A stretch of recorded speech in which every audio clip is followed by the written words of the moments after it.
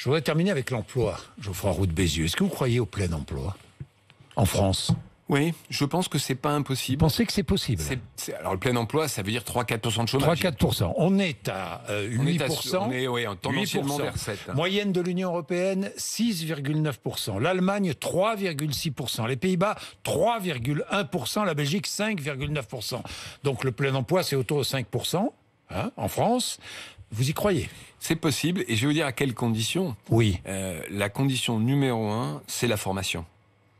C'est-à-dire qu'on va arriver à un niveau de chômage où les demandeurs d'emploi qu'on cherche à employer ont un énorme problème de formation parce qu'ils n'ont pas travaillé depuis très longtemps, parce qu'ils n'ont pas suivi les bonnes filières, parce qu'ils sont sortis de l'école sans formation. Et c'est là où on a un vrai travail à faire avec Pôle emploi. Il y a 15 milliards d'euros qui ont été mis par ce gouvernement sur un programme qui s'appelle le PIC pour les demandeurs d'emploi. Aujourd'hui, nous, chefs d'entreprise, entre guillemets, on n'en voit pas la couleur. Non pas de l'argent, mais du résultat de cette formation. Et là, je pense qu'il y a un travail à faire. On a reçu le patron de Pôle emploi il y a maintenant 8 jours pour essayer de mieux, si vous voulez, former les demandeurs d'emploi aux métiers qui ont besoin de recruter. Est-ce que vous demandez plus de souplesse dans les contrats de travail ou pas? Non. En tout cas, c'est pas le problème numéro 1 aujourd'hui. Très honnêtement. Ouais. Est-ce que les emplois aujourd'hui on manque de main d'œuvre. On le sait, on manque de bras. Est-ce qu'aujourd'hui les emplois proposés sont des CDI ou des CDD en majorité? Je me permets de vous corriger. J'aime pas l'expression manque de bras. On manque de cerveau aussi. Manque de cerveau. Oui. Non, mais oui, on manque de. C'est une expression. Non, mais c'est vrai moi, je n'ai jamais vu une situation pareille. Vous n'avez jamais vu ça? Un chef d'entreprise me dit, on a fait un sondage, 60% d'entreprises n'arrivent pas à recruter. Est-ce que on recrute en CDI? Majoritairement, le poids des CDI dans le recrutement et dans les offres d'emploi a fortement monté depuis la crise. Mais je ne crois pas que ça soit un problème de contrat de travail. Il y a un problème d'attractivité des métiers aussi. Alors, c'est combiné. Vous avez un problème, je pense, d'attractivité des métiers. Dans certains métiers, on le sait, hôtellerie-restauration. De salaire, on en a parlé. De mobilité aussi.